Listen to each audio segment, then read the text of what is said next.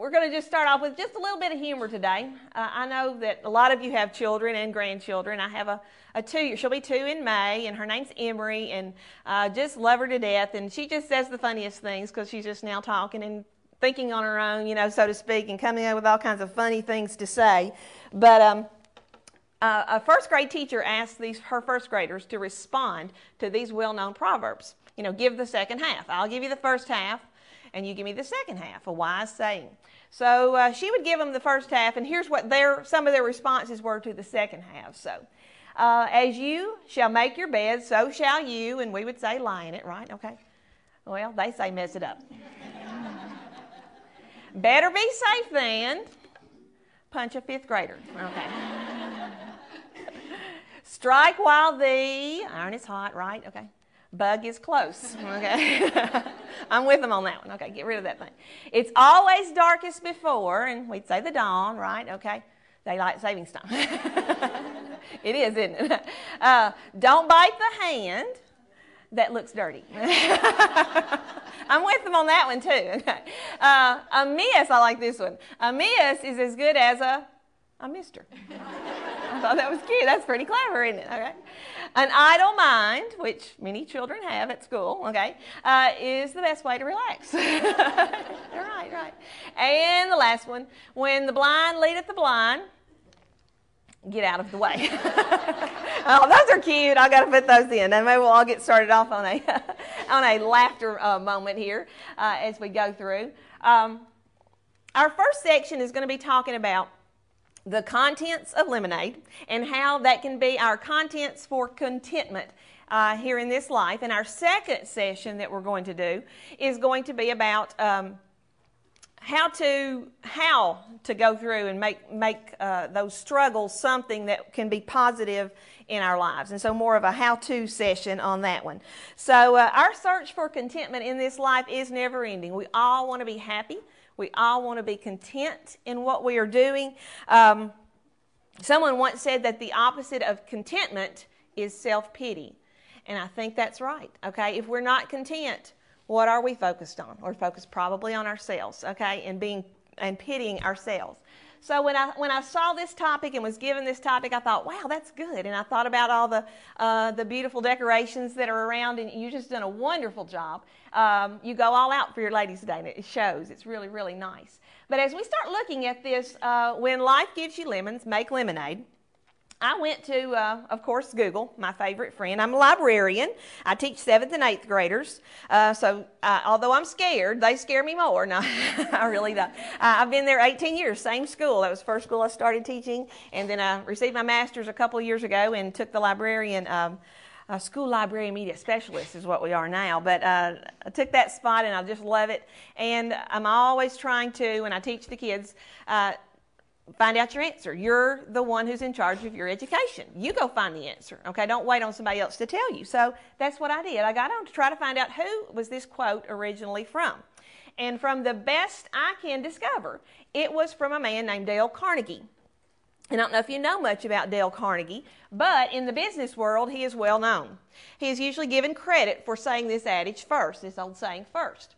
He was born in 1888, and that surprised me because I'd always heard of Dale Carnegie, and I didn't think he was that old, but he's not living anymore either. But I really didn't think he would have been born in 1888. But he was born in Missouri to a poor family, and his family, even though they were poor, they wanted to be well educated. And so he went to college after high school, but they could not afford the $1 it took for him to spend the weekend at college, okay? So every Friday, he would get back on his horse and ride back home. And while he was riding back home, he would practice his speeches because he, for some reason, his little niche in life was giving speeches and motivating people.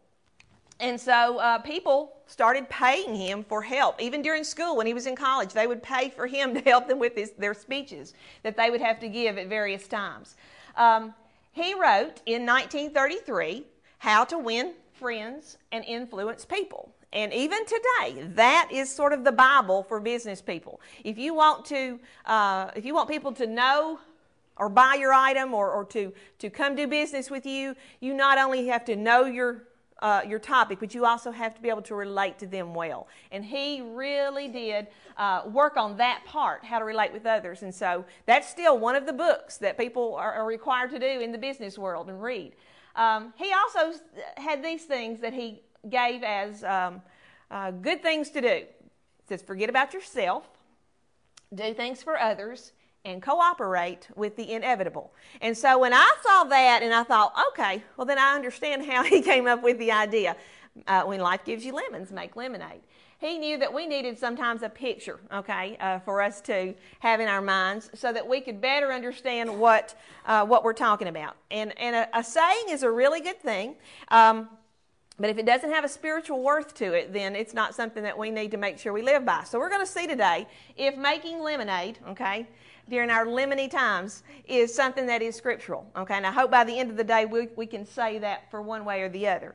I today wore pink, okay? I toyed with wearing yellow, and I'm just not a real yellow kind of person. It kind of washes me out, and I thought pink. So I guess I'm pink lemonade, I guess, today. And I looked around at some of you. We got some grape lemonade, and I see some blueberry and some orange. So I wonder if it had some orange in it. And I don't know about the black people. I know y'all are licorice. I'm not sure.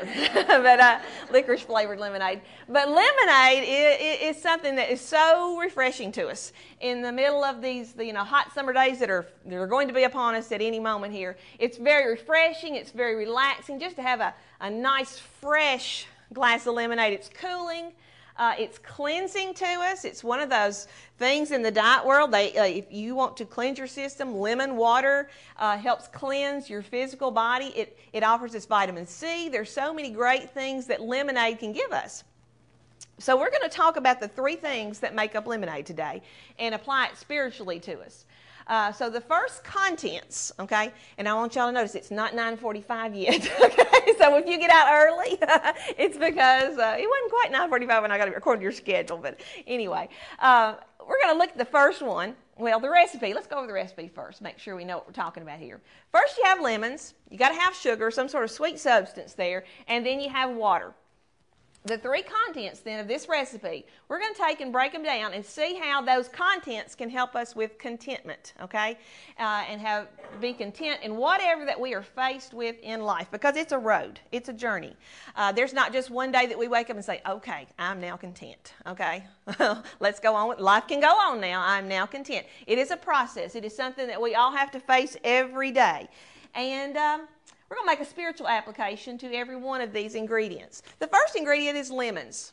Okay, lemons is the base for our drink. If we didn't have lemons, we would be making something else, right? Okay, we wouldn't be making lemonade. If we didn't have lemons, it wouldn't be lemonade. So we've got this lemon thing here, this fruit that's very tangy. It's very, very tart. It smells wonderful when you slice it. It's great, but it is very bitter and strong, isn't it? Okay?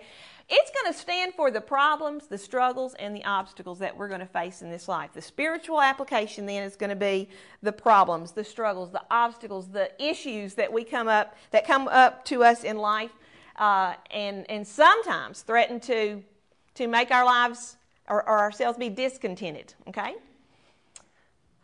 Job said it this way: man's days are few and full of trouble.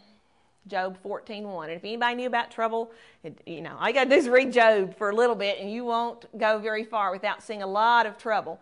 And then I hope you know who that second person is who said, my God, why have you forsaken me?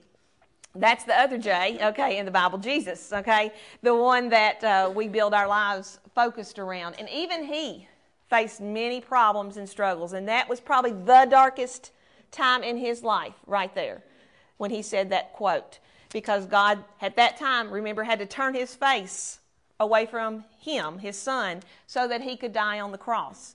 And I know, because of that statement, how strong it is, how much pain he was feeling at that time. So it's not that we don't have a lot of examples to look at with problems here on this earth. If you live long enough, you're going to face problems. Sometimes you will face some very strong ones, and sometimes you'll face, it seems like, a whole bunch at once, and then you'll have a really good time in your life where you hardly feel like you have any problems at all. Then all of a sudden they attack you again, don't they? Okay, they come around.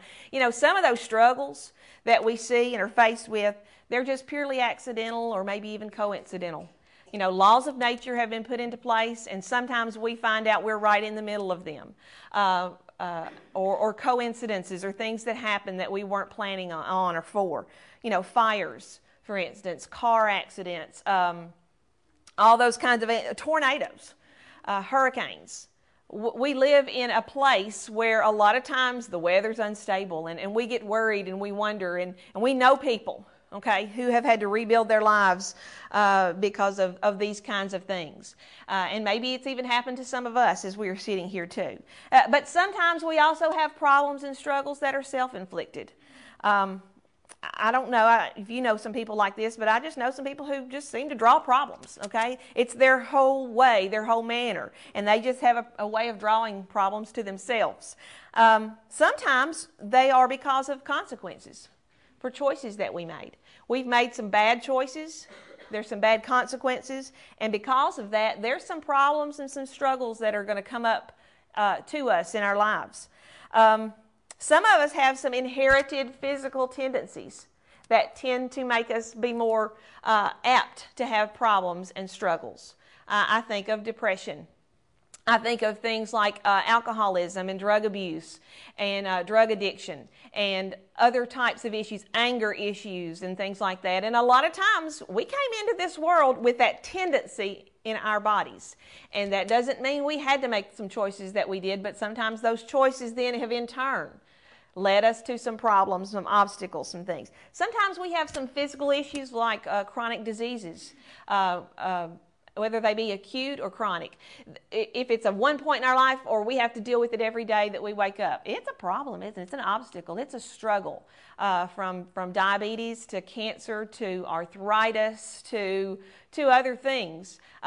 You know people who are physically struggling as well. So there's no lack, okay, of a list of troubles that we could all come up with here today in what forms they may come to us.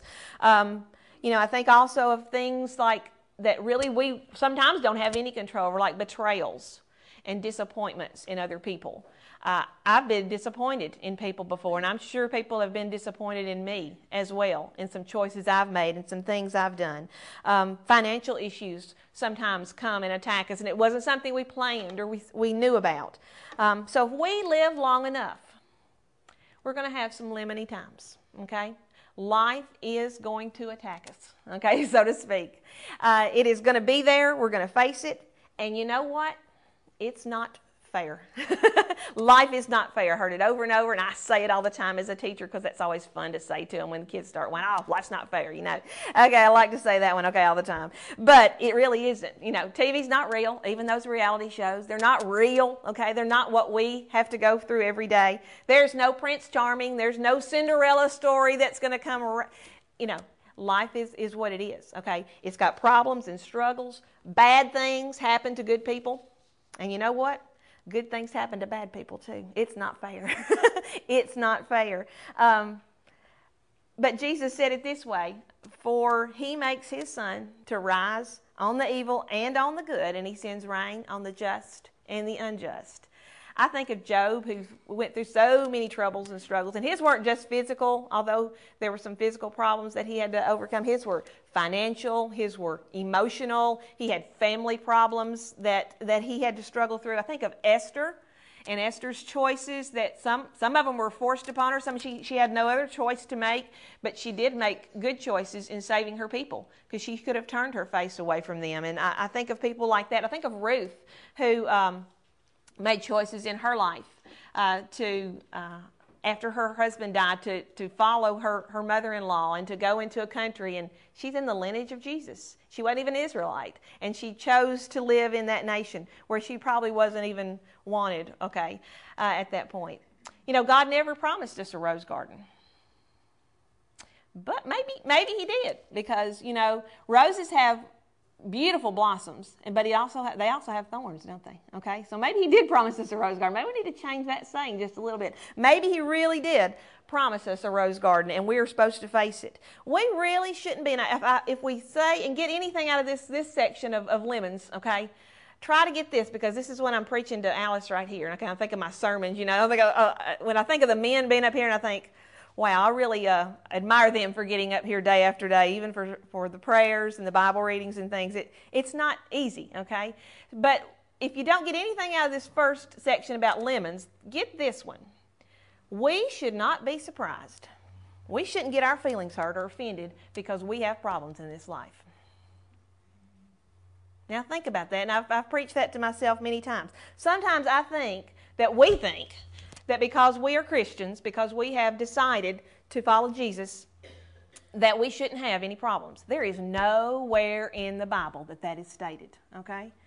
We should not be offended. Asking why all the time, remaining angry, expecting that because of what kind of a life we've chosen to live that we're exempt from all the problems in life, it just does no good. We are in Satan's world, living as God's children here in his world. And there are going to be things that come up that we're going to have to face. Powerful, dark times. We don't sit around wish and hope for them, okay, but they're going to happen. In fact, even when you turn to Matthew 5 and look at the 9 Beatitudes there, the blessed are, blessed are, blessed are. We look at all those and we think how nice those, but 5 of those 9 deal with negative, bad kinds of problems and issues people are going to be struggling with. So 5 out of those 9 deal with that. And Jesus said, oh, how very happy are those people who are persecuted for righteousness' sake, who mourn. Oh, how very happy. Instead of asking why me, why don't we say why not me? Instead of having a self-pity party, okay, why don't we just say why not me? What have I been given in this life that makes me any different from anyone else? What's made me different is who I've chosen to follow. So our lemons are our struggles, okay? Our problems that we face. The second ingredient by itself doesn't make lemonade, does it? Okay? The second ingredient that we're going to pour into our mixture here a little bit is sugar. And the sugar, or the sugary substance, if you're diabetic, then you have a substitute here. Okay? We don't substitute God, but our sugar is God. Our sugar is God. He makes that lemon tolerable. If you put sugar on a lemon, it is much easier to now then take it into your system and enjoy it, okay? It's the part that we put into our lives, that we've decided to put in our lemonade, that makes things more tolerable. With that, we can face everything. We may not love the problems of this life, but we can make it through with Him. He takes the bitter and He makes it better. God takes the bitter parts of our lives and He makes it better. We'll talk a little bit more in the second session about how to apply some of these things. But right now we're just trying to get the ingredients down. So let's think about God just a minute. It's a good thing to think about. When I think about God, so many words can come to mind here. We can think of a lot. One of the first ones I think of is love. True love. True love. Not what the world wants to fill in the blank with here, but true love. I think of light. Light, brightness. The lemony yellows and greens are just so bright and cheery, but God is light. He is light. He is our light. I think of the word holy, which means set apart. God is holy. He is in control. He is in control. We can take some comfort there as well. He is faithful. He will never, ever, ever leave us. If we find ourselves not in the midst of God, you know who moved. He didn't, we did. Okay, we've moved. He is always going to be there. He's there for us. He is gracious. He is gracious. There are so many blessings that each one of us have, we cannot even begin to name them all. He is eternal, and thank goodness, okay? Thank goodness. We have a place beyond here that we can look forward to because of Him. He is merciful. And that's what I'm truly thankful for too, these last two especially. He shows us His mercy. He doesn't expect us to be perfect. He expects us to be who we are through Him, as He would allow us to be and can make us be. And He is forgiving. He is forgiving. There's a quote that I just like, and I don't know who said this one, but if God brings you to it, He can bring you through it.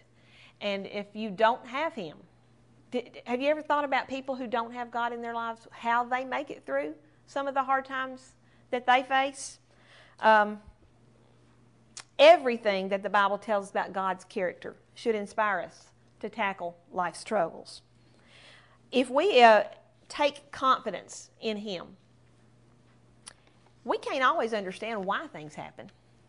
Romans 11:33 says, "Oh, the depth and the riches of the wisdom and the knowledge of God." And we are created in His image. And though we can't truly understand everything, why do we blame Him a lot of times? Why do we whine and why do we complain? I'm not sure there's an answer there. I can't fill in the blank. But just think about it. Why do we test God with our whining and complaining and our questioning? Paul, one of my favorite passages that Paul has written is in 2 Corinthians 12, right around verse 9. And that whole section is about him and what he was faced with struggle-wise, in that he had a thorn in the flesh. And so if you ever want to be inspired, go to that chapter and read it. Because, Paul saw Jesus face to face. He was blinded at that point. He accepted Jesus. He was baptized. He straight away went out and started preaching for Jesus instead of against Him, which he had been previously doing. And so if anybody knows problems and struggles, Paul faced many of them. He gives lists of things that he went through physically.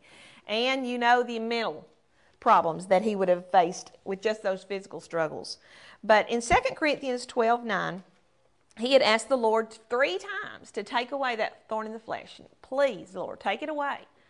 I've struggled enough, okay? Take it away. And I read this one time and I thought, this helps me, because when God turns around and says this to him, He says, "My grace is sufficient," which, if you want to put that in another word or two, it's enough. It's all you need. My grace is all you need. It's enough. It's sufficient. My power is made perfect, which means it's at its strongest, it's at its best in your weakness. So when Paul was the weakest, then he realized that's when God was working the strongest for him. And that passage was also applied in another way that I read at one point. It was said again in this way. It was like a parachute, okay, on someone's back. And when you are falling, it's there if you pull it, okay? It's God's grace. It's always there. We got to reach for and pull it. And so when I think about God and who He is and what He means to us, we sometimes move away from this image of who He is and what He's about. It's never a wrong thing to go back and remind yourself of who God is. Our Father, our Creator, all those things, plus more. I would have had several slides cram-packed with words if we spent all day talking about Him. And nothing in this world would be sweet without Him. Not even lemons, okay? Our last ingredient that I want us to talk about is water.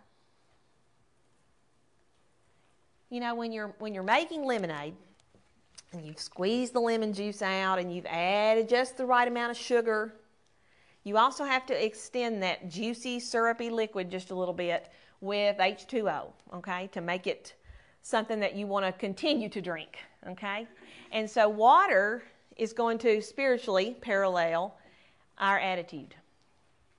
Because not only has God given us everything we need, we also have to make the choice to take it.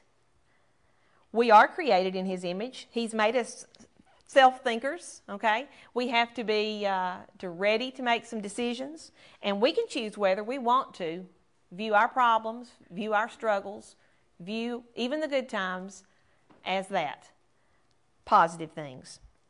Or we can choose that they're negative. Whether we want to look down, whether we want to look up, whether we want to look all around, if we want to do it, we will. Plain and simple. And how will you view what your problems are? Will you look at them and say, oh, that's too big, I can't do it? Or will you look at it and say, I can do it with God's help? That's just a small hill I've got to climb. It's not a huge mountain. What do we see when we show our attitude? Well, we show our altitude, how far up we're going to be and do, because our attitude determines just that, how far we are going to rise above anything that we are offered in this life. Well, when we're looking at a problem, at a struggle, like those lemony times, do we see half full or half empty? Which one do you see? Do you see a sweet thing hidden there, or do you just see sour? You just see bitter? Do you see challenges? It's a positive word. That's a challenge. I can do it. Or do you see problems? Do you see opportunities everywhere because of that problem?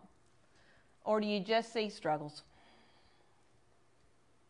Do you see victory around the corner because it's there? I just got to find it. Or do you just see defeat? I can't do it. I already can't. Do you see something that's powerful? And do you feel powerful? Or do you feel powerless? It's all in the way you view it. Do you see a chance to be encouraged and to encourage others? Or you just see discouragement? Do you see focus? Maybe it's a way to get yourself focused. But maybe you only view it as just a distraction for my purpose, okay? For what I wanted to do. Do you see it as a test to see if you're going to pass? Or do you see it as a temptation? Somebody's trying to trip me. I can't do it. You know, both sides of that are very strong. One of them's very positive. One of them's very negative. It's all in the way that we view it.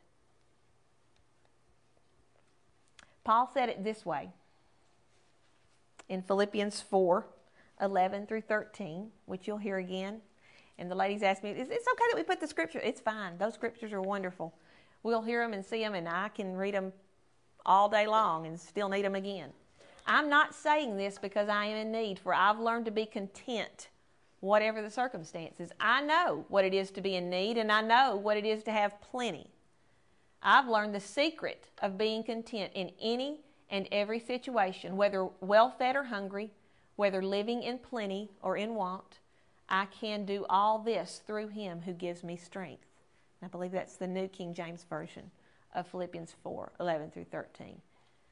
Wow, that's a great one to turn to and keep in our hearts and our minds. You know, Job chose to see God in everything that he was faced with.